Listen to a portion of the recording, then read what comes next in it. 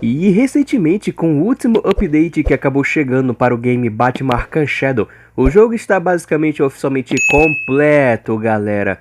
E olha, é um jogo simplesmente fenomenal, que você percebe que o time que trabalhou no Arkham Shadow gosta da franquia Arkham.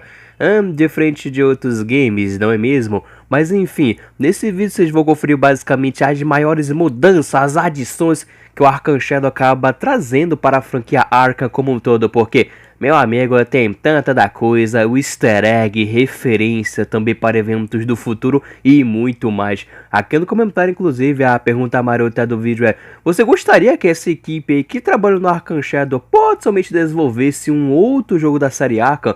Só que pelo menos dessa vez para um console, né? Pelo amor da madrugada. Deixe sua opinião bem aqui no comentário. Obrigado a todos pelo suporte aqui no crescimento do canal. E fica então com o vídeo do dia. É nóis. Primeiramente, né, galera? A trama principal do Arkham Shadow, ela ocorre basicamente uns 6 meses, aproximadamente depois dos eventos de Batman Arkham Origins, na qual temos basicamente nosso morcegão malvadão, The Batman, tentando encontrar o tal do Rei Rato, que promete basicamente destruir a cidade de Gotham daqui uns dias. É aí que tá. Como o morcegão não estava conseguindo adquirir muita info relevante atuando como Batman, ele então decide basicamente se infiltrar dentro, tá ligado, dos caras do Rei Rato, que se originam lá na prisão Blackgate. Para fazer tal tarefa mirabolante, o Batman então literalmente acaba se disfarçando como interno e vai para Blackgate. Pois é, inclusive Blackgate é essencialmente o hub principal desse jogo, que é insano, né? A gente voltar basicamente para a prisão, que não foi tão explorada assim nos eventos ali do Batman Arkham Origins. Somente é muito maroto o easter egg, né, que o Batman se disfarça ali como o Matt Malone, que acaba sendo um alter ego que realmente ele usa nos gibis da DC para tentar se infiltrar basicamente no universo criminoso de Gotham. Ou seja, foi, né, um easter egg bacana com os gibis. Lá na prisão, inicialmente ele tenta se juntar basicamente com os caras de Carmine Falcone, o Roman de Gotham, que acaba fazendo basicamente a sua primeira grande aparição na franquia. Ele chegou a brotar anteriormente em um jogo obscuro que tecnicamente não é canon da franquia Arkham, mas enfim, é muito legal a presença do Falcone ao longo do jogo. Você tem ali o detalhe que parte da cara dele tá arranhada, tá ligado? Um easter egg também com o universo dos gibis, considerando a relação dele com a Mulher Gato, por exemplo. Enquanto você está ali perambulando por Blackgate, você também tem a possibilidade de encontrar diversos NPCs que você prendeu ao longo do Arkham Origins. Eu achei esse easter egg fenomenal, porque lembram daquela tropa que a gente tinha aquelas side quests de investigação, de cena do crime? Pois é, basicamente geral tá em Blackgate, dá até para escutar basicamente alguns diálogos, é insano. Vários desses NPCs eu já trouxe, inclusive a história aqui no canal, rapaziada, em formato de shorts, mas eu fiquei feliz ao reencontrar basicamente alguns, reconhecer também, né, logo de cara e tal. Até teve ali a presença do Pássaro, o tenente do Bane, muito legal reencontrá-lo na cana, depois do Origins, é claro, ele ali meio que se sentindo abandonado, mas com a esperança que um dia o Bane vai basicamente retirá-lo da prisão, iludido, embora a gente sabe que a saga Nightfall aconteceu na franquia Arkham de uma certa maneira ou de outra.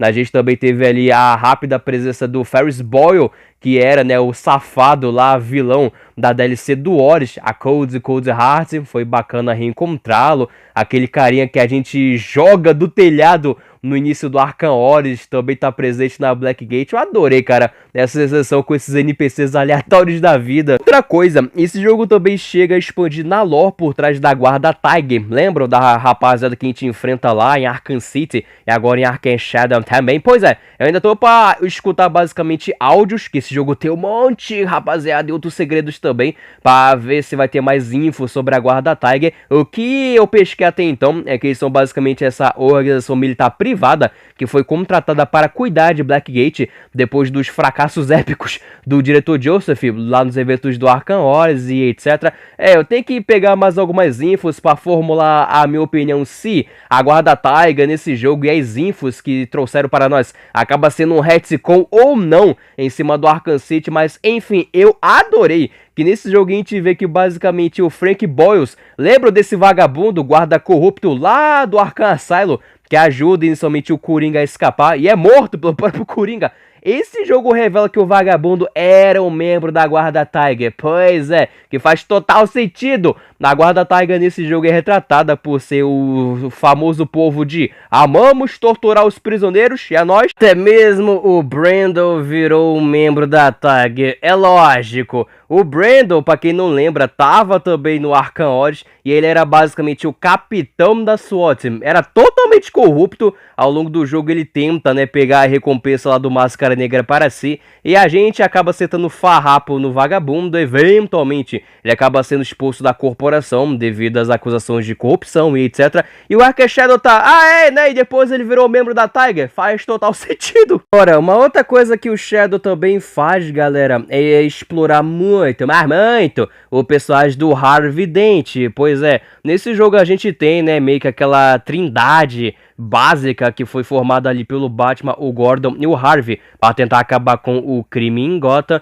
É a ideia que durante os meses que se passaram desde o Origins, eles acabaram basicamente prendendo o Carmine, deu tudo certo, e agora eles enfrentam basicamente a ameaça do Rei Rato. Que spoiler alert, não existe apropriadamente um Rei Rato personagem, era tudo caô, rapaziada. Na verdade, o Rei Rato não é o Coringa, graças ao meu bom Deus. O Titio C, ele tá presente no Arkham Shadow de uma maneira bem interessante. A gente não vê ele fisicamente, apenas escuta ele, tá ligado? A ideia é que o Matt Malone tá em uma cela e o Coringa tá em uma outra cela logo ao lado. Ele conta ali, né, algumas lorotas e sei lá, acho que ele tá nesse jogo uns 5 para 7 minutos de áudio e basicamente acabou-se. Porque na verdade, o Rei Rato no jogo é, na verdade, Harvey Dent. Sim, Harvey é tecnicamente o vilão principal desse jogo. Embora o Shadow tenha um vilão oculto no fim das contas, a temática combina, não é mesmo? Que eu vou comentar do vagabundo logo no próximo capítulo. Mas, meu amigo, eu adorei, cara, a expansão que o Shadow dá para o Harvey. Que, convenhamos, ele nunca foi tão explorado assim na franquia Arkham, que eu acho simplesmente um baita de um desperdício. E o Shadow vem aí e estabelece como ele e o Bruce eram somente amigos de infância, né? O Harvey o acolheu quando o Bruce acabou perdendo basicamente os seus pais. E falando em paz, o pai do Harvey era alguém com problemas mentais de distúrbio de personalidade. Pois é a ideia, tá ligado? Que ele acabou, o Harvey, herdando essas características malucas do seu pai, onde algumas cutscenes a gente vê o pai do Harvey jogando a moeda e se desse um certo resultado, ele iria espancar o filho ou não, tá ligado? Devido a esse trauma, o Harvey acabou crescendo com certos problemas, né, galera? E a gente acaba vendo ao longo do Shadow um certo personagem tentando basicamente fazer com que esse lado maluco de dupla personalidade do Harvey saia basicamente com tudo. E esse personagem acaba sendo ninguém mais, ninguém menos do que Jonathan Crane, vulgo o Espantalho, que não... Nesse jogo aí não vira completamente um espantalho, mas o projeto tá ali. Jonathan, que acaba sendo somente o psiquiatra principal de Blackgate nesse jogo. É bacana que eles mencionam que anteriormente o cabeça dessa ala da psiquiatria era o Hugo Strange, que não tá presente no jogo, apenas é mencionado como ele tá fora, e o Crane acabou assumindo essa gestão em questão, junto aí com a Harley Quinn, que nesse jogo eu jurava que eles iriam, né, explorar aquela coisa, ela virando a Arlequina. Não necessariamente, muito pelo contrário, a Harley que acaba ajudando inclusive o Batman durante uma sessão do jogo, onde acaba sendo revelada as maracutaias que o Crane tava fazendo. Agora, toda a questão do espantalho, Crane, nesse jogo, não é aquela coisa de, o que você mais teme, eu quero ver. Muito pelo contrário, todo o rolê do vagabundo neste jogo, nessa versão do personagem mais cedo do que nunca, é basicamente, rapaziada, ele tentando trazer à tona a sombra que existe em cada um de nós, pois é, o seu lado oculto. E o título do jogo é Shadow, Sombra, e o Crane tá, isso, vou produzir aqui uns produtos químicos, você vai na lá e bimba, eu quero ver o que você realmente tem dentro de si, se liberte, vagabundo. E somente é a ideia que o Harvey, apresentando claramente problemas de dupla personalidade, acabou procurando a ajuda do Crane, galera. E o Espantalho acaba sendo aí o responsável por basicamente criar, no fim das contas, o personagem Duas Caras. Que loucura, né?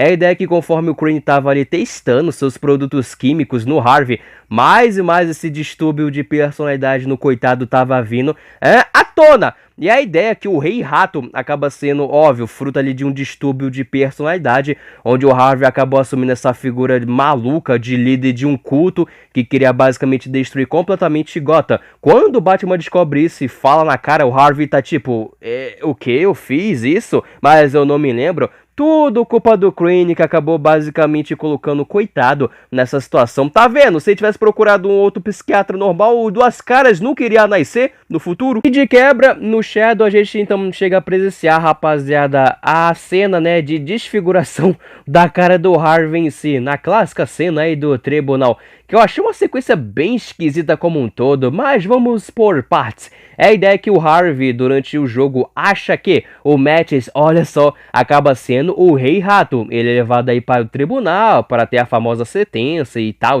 Presente aí no tribunal também temos um policial, o Gordon e a Leslie Thompson. Foi bacana que esse jogo traz dessa personagem apropriadamente para a franquia, que chegou a ser citada anteriormente, se eu não me engano foi ali no Arkham Knight, se eu não tiver completamente enganado. Nesse jogo eles basicamente deixam a Leslie como uma outra cuidadora do Bruce quando ele acabou perdendo seus pais, e foi ela que apresentou basicamente o Harvey para o Bruce quando eles eram mais jovens. Mas enfim, durante a sessão aí no tribunal, o Crane então acaba se levantando da cadeira, tá ligado? Com um cilindro ali de gás em mão. Ele queria basicamente, né, tacar o gás na cara do Malone, para que o demônio interior do Malone saísse ali basicamente com tudo. Uma tentativa de trazer, tá ligado, o Rei Rato à tona. Eu paro e penso, meu Deus, tinha o Gordon e o policial. Por que diabos ninguém acabou impedindo o Crane no momento que ele estava caminhando até o Malone em si? Mas enfim, quem tenta impedir o Crane acaba sendo o Harvey, por incrível que pareça. E é uma sequência muito esquisita, porque na tela aparece o botãozinho, tá ligado, pro jogador utilizar basicamente o counter. Aí fica o questionamento, nesse counter é o Bruce que taca acidentalmente, né, o gás em cima do Harvey, ou é o Crane maluco que taca, arremessa o gás ali em cima do Harvey? Eu não faço a menor ideia. Só sei que a sequência é bizarra demais, e a ideia é que quando o cilindro é tacado ali na cara do Harvey, o bagulho que é gás vira ácido, e aí temos basicamente o Harvey todo derretido. Eu tô, ok, isso foi esquisito, mas pelo menos chega a conectar um pouco, tá ligado, com o diálogo do Duas Caras, lá em Batman Arkham Knight, quando ele é capturado pela gente, onde ele cita como, né, eu tive essa cara assim, desse jeito, na sessão lá do tribunal, envolvendo basicamente um carinha ligado ao Falcone. E nesse jogo, o que acontece, né, o Mattis tenta basicamente se aliar com o velho Falcone, e na cabeça do Harvey, é a ideia que o Malone fez isso com ele, só que na real foi o Crane. E quando a gente chega basicamente no ápice, no final do Arkham Shadow, temos o Harvey despirocado das ideias, o Duas Caras surgindo basicamente com tudo, mesmo quando ele é confrontado com a ideia que, eu era o Rei Rato, eu não me lembro direito. Enfim, tropa, vocês acreditam que no final a gente tem basicamente o Duas Caras ameaçando matar o personagem do Joe Chill, que já eu vou comentar também mais um pouco sobre o queridão Joe, finalmente aparece fisicamente na franquia. Eu gostei muito do personagem dele ao longo do jogo. É a ideia que, olha, eu tô aqui com um cara que basicamente matou o Wayne. E a maneira que o Batman, né, usa para tentar impedir que o Harvey mate o vagabundo é basicamente se revelar diante do Harvey e do Joe Chill também. Pois é, ele acaba tirando o capuz. O Joe até aproveita para se desculpar, tipo, meu Deus do céu, quer dizer que eu acabei criando o Batman, eu sinto muito. E o Harvey, maluco de pedra, é eventualmente impedido pelo Batman em si. Eu vi algumas pessoas comentando, isso não é uma espécie de plot hole, agora o Duas Caras sabe que o Bruce é basicamente o Batman. No final do Shadow, eles deixam meio explícito que, devido a essas loucuras das personalidades aí do Harvey, tá ligado, ele acabou sofrendo uma famosa amnésia. E esqueceu esse pequeno detalhe. Eu paro e penso, ok, né, é uma desculpinha um pouco esfarrapada, mas deixa quieto. É legal, né, que no final a gente vê ali o Harvey na terapia e o Bruce, seu amigo, chegando para encontrar ali com ele, os caras a quatro. É uma pena que a gente sabe que não vai dar certo, né? Eventualmente ele vai virar um dos maiores chefes do crime em Gotham, tem isso? Mas como um todo eu gostei bastante da participação do Harvey, duas caras nesse game. Finalmente, tá ligado? Ele acaba ganhando destaque apropriadamente, ele sendo amigo de infância do Bruce. Ao longo do jogo tem alguns áudios onde o Harvey tenta ligar para o Bruce. É a ideia que ele tá se sentindo abandonado, tá ligado? Pelo seu amigo. E o Bruce tá em Blackgate, né? Atuando somente disfarçado. Eu adorei, cara. Finalmente. Ele tendo um destaque apropriado aí na franquia Arkham, hein? Voltando o tópico em cima do Crane, galera, que pra mim, na minha opinião, ele acaba sendo teoricamente o grande vilão oculto desse jogo. O cara é um monstro completo. Eu gostei muito dessa edição, sabe? Do espantalho em si. A gente vê ele sendo essa pessoa totalmente desprezível, bem ali desde o início da carreira do Batman em si. Isso até coloca mais um peso, tá ligado? Em cima do espantalho, aí nos eventos do Batman Arkham Knight. Desde cedo ele acaba sendo esse grande manipulador. E a trama do Crane é essa. Ele quer basicamente fazer com que você libere a sombra que existe dentro de si. Só assim, verdadeiramente, você vai ficar basicamente livre. E aí que tá, né? Nessa cruzada que a gente vê o Crane basicamente quebrando o Harvey, ao ponto que ele começa a ter mais e mais os distúrbios de dupla personalidade, né? Se autoproclamando como o Rei Rato, e eventualmente ele acaba caindo de vez para a figura do Duas Caras. O Crane arruina o ventríloco, o Arnold Wesker, que finalmente também faz a sua grande participação aí na franquia Arkham, no famoso ao vivo e a cores. Durante o jogo a gente vê, né, o Arnold ficando pior a cada vez, né, que ele acaba entrando aí nas sessões com o Crane, mais e mais ele fica dependendo lá do boneco, o Scarface e tal. Ele também chega a pressionar a Harley, como eu citei agora há pouco no jogo. Ela chega a ajudar o Batman, né, na tentativa de impedir o maluco aí do Crane, que tava fazendo um monte de experimento ilegal com os internos de Blackgate, ponto que a Harley acaba transferindo o Coringa, tropa, de Blackgate. Pois é, ela não queria que o Crane fizesse experimentos no Titio C, indicando que o Crane também teve um pezinho na eventual queda da Arlequina, que é insano. É sério, a Harley nesse jogo é retratada por ser uma boa psiquiatra,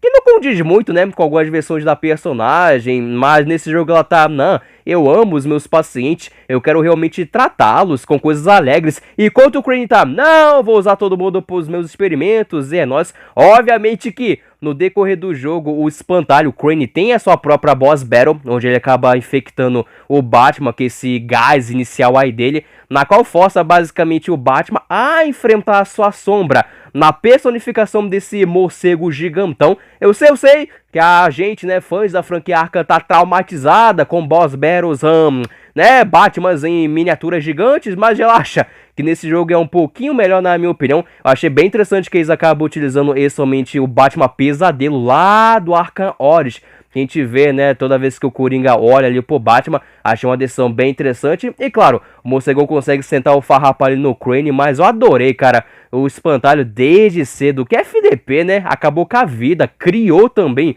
múltiplos vilões do Batman. Falar agora rapidex sobre o Joe Chill, tropa. É bom, né, ver ele finalmente aí na franquia, no famoso ao vivo e a cores. No jogo, a gente descobre alguns detalhes bem interessantes, como por exemplo, ele nunca foi oficialmente pego pela morte dos Waynes. Pois é, ele só foi preso devido a um certo incidente que, né, deixou ele aí já basicamente 20 anos preso em Blackgate. Ele, claro, já é um senhorzinho nessa altura do campeonato. No jogo, ele acaba somente sendo cabeça dessa espécie de contrabando na prisão, até que a gente consegue comprar algumas coisas com ele para decorar basicamente a cela. Foi um detalhe ali de cosmético que eu acho uma sacada no mínimo genial. E é isso, né? Acaba sendo ali durante o ápice que o Bruce acaba salvando efetivamente a vida do cara que matou os seus próprios pais, que deixa, né, basicamente aquela marca do Batman nesse jogo que eu achei fenomenal, né, galera? No Arkham Origins, a gente vê essa progressão do personagem tentando trabalhar a regra de não matar, aquela coisa de um Batman jovem, impulsivo. Essa trama acaba se repetindo aí no Arkham Shadow, né, com o Batman tentando enfrentar basicamente a sua própria sombra,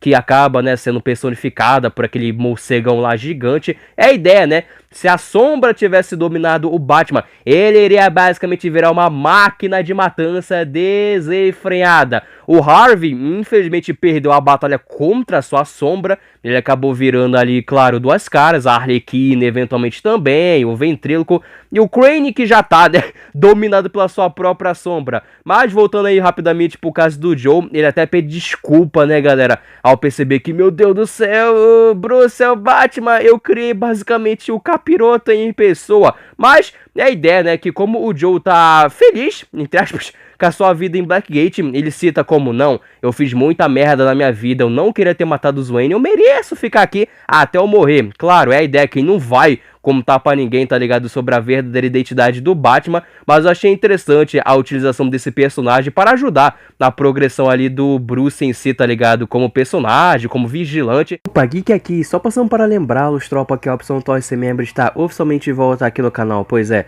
a partir de R$ 1,99 você pode adquirir um monte de benefícios extras marotos aqui no Geekness 101. Acaso você queira conferir mais detalhes, basta conferir a descrição do vídeo, belezinha? Voltando com o vídeo.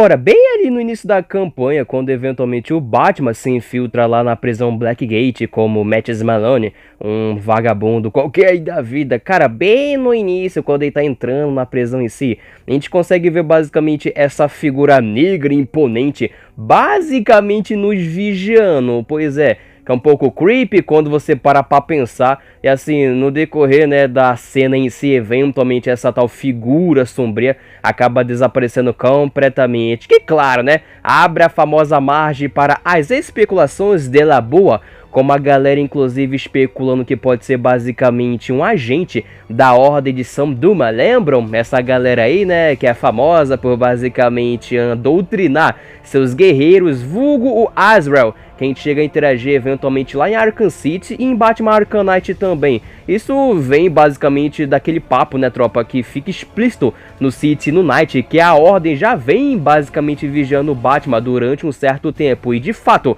ao longo do Shadow tem tanto easter egg da Ordem de São Dumas que eu também vou comentar ao longo desse vídeo. Fiquem suaves, ok? Até mesmo quando a figura sombria desaparece do pilar, que ela tá ali vigiando o Matches, lembra também, né, a cena onde o Azrael desaparecia em Arkham City. De fato, a sequência lembra, né, tropa, que o Azrael casualmente ficava ali, né, no alto dos prédios, basicamente nos vigiando, e quando a gente dava uma zoiada para ele basicamente, puf, desaparecer igual fumaça, muito parecido com a tal figura sombria faz ali no começo do Shadow. Pode ser, claro, um agente da Ordem, totalmente plausível, mas eu acho que é obra do Crane, galera, desde o início do jogo. Se você pega, né, a tal figura sombria desaparecendo, lembra muito a figura sombria que a gente enfrenta quando confronta lá o Crane eventualmente. Claro, né, acaba sendo ali a personificação da sombra oculta do Batman e rola aquela batalha mental no mínimo épica, onde se a sombra vencesse, o Batman ia virar basicamente o justiceiro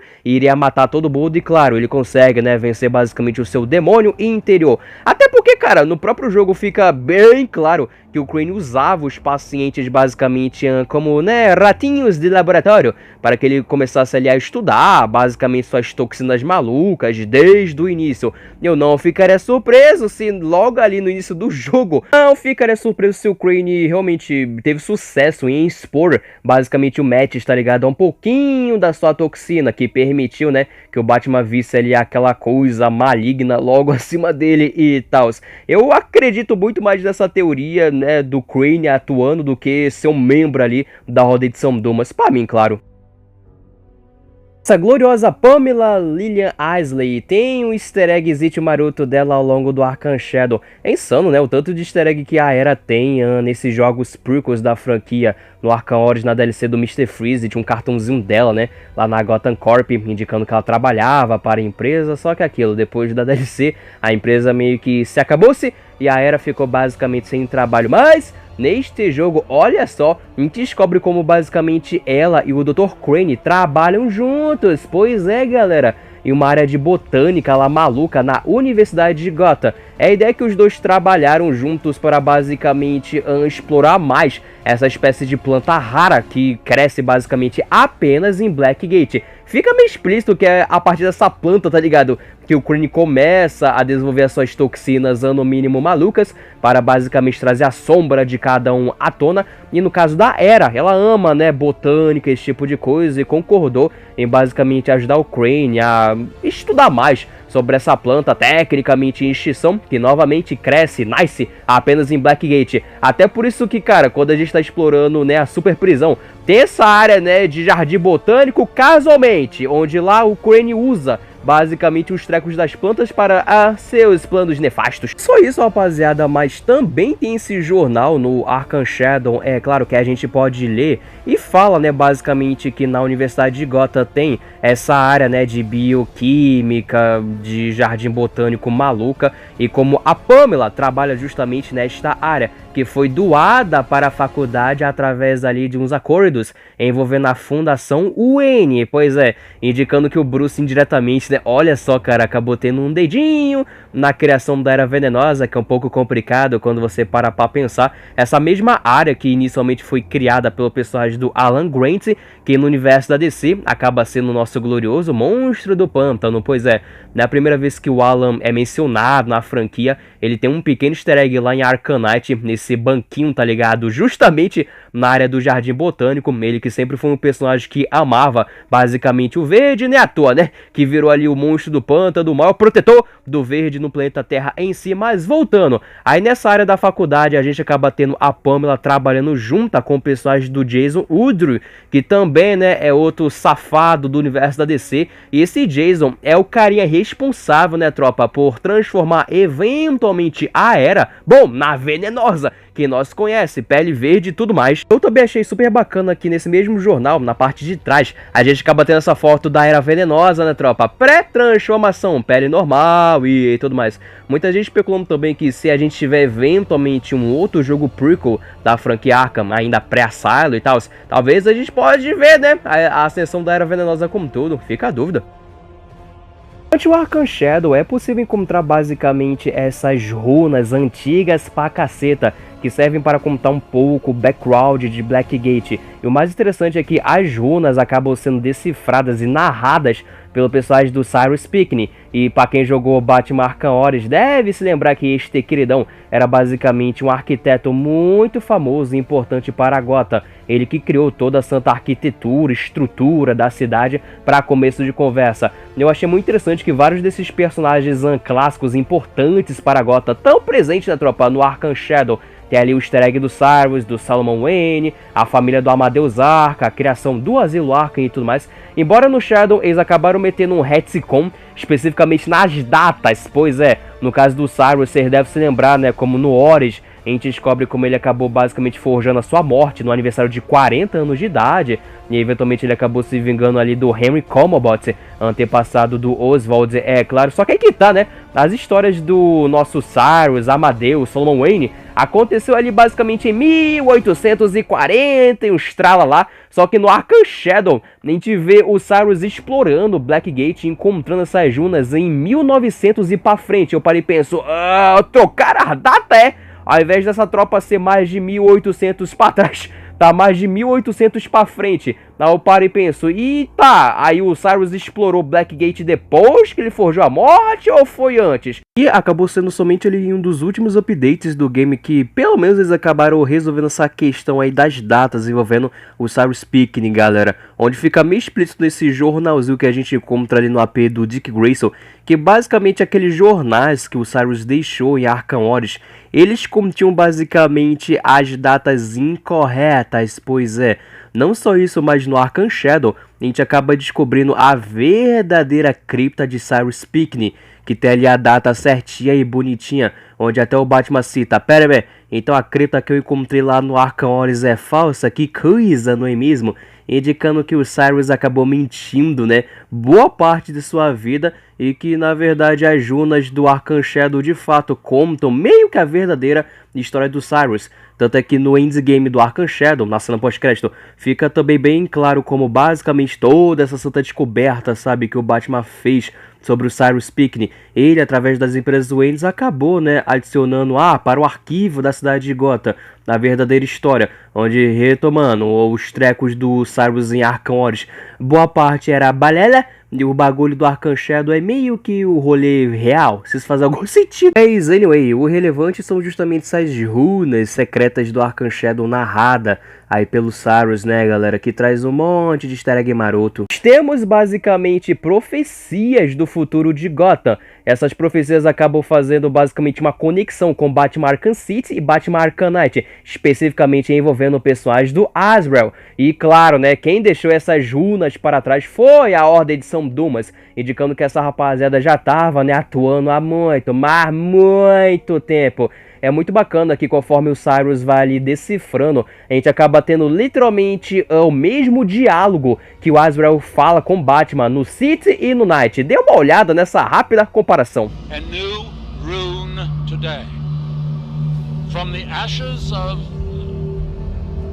unintelligible, the fires will rage and Gotham will burn. From the ashes of Arkham, the fires will rage and Gotham will burn.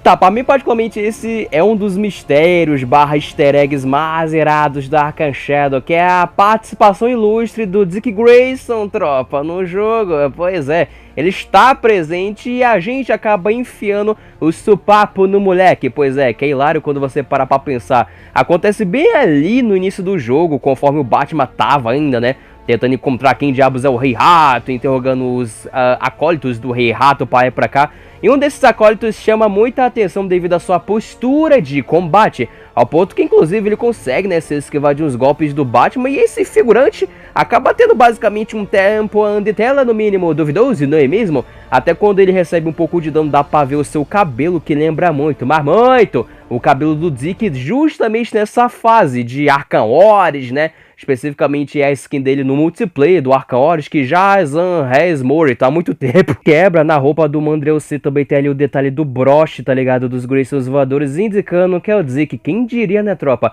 É bacana que no Origins tem realmente os posts indicando que os Graysons voadores estão chegando logo logo em Gotham. E no Shadow tem um post dizendo, a apresentação cancelada, indicando que os pais do coitado já foram de arrasta pra cima. Lembrando que o Shadow ocorre 6 meses depois dos eventos principais de Batman Arkham Origins. É loucura agora parar pra pensar que o Dick no início era uma espécie de baderneiro, né, tropa? Até no final do Shadow, com os créditos rolando, é indicado que o Dick acabou basicamente procurando a ajuda da Leslie, ela que no passado ajudou o Harvey, o Bruce a superar os seus traumas, tá ligado? E a Leslie dá esse toque tipo, Bruce, nesse cara que saiu do bando do Rei Rato, ele é uma joia, tá ligado? Por que você não vai conversar com ele? De fato, na cena pós-crédito ou no New Game Plus, né, que eles adicionaram aí, a gente no finalzinho acaba indo até o AP do Dick, né? Efetivamente o recrutando para a boa e velha cruzada, a luta contra o crime. Eu achei de fato como um todo bem interessante essa mudança, né? No início ele era basicamente um moleque revoltado e graças a Deus o Bruce tá, calma meu filho, calma. Tu tem aí as tuas habilidades, mas vamos colocar ela para um bom uso, que tal? E rapaziada, esses foram basicamente as maiores mudanças, as adições, easter egg, tudo que eu acabei pescando, óbvio. Aí no Batman Arkham Shadow muita coisa interessante, não é mesmo? Ele acaba enriquecendo muito, não só o Batman Arkham Origins, como também o futuro de determinados personagens da franquia Arkham como um todo. Que jogo e que acerto! Será que a Amanda Warner tá... sério que um jogo de VR fez mais sucesso do que o jogo do Esquadrão Suicida? Espero que eles acabem se tocando nesse aspecto. Obrigado a todos que acompanharam o conteúdo até aqui. Um vídeo mais longuinho, né? Não esqueça de deixar um like e se inscreva aqui no canal se você não conhece essas bandas. Até a próxima, tropa. E é nóis.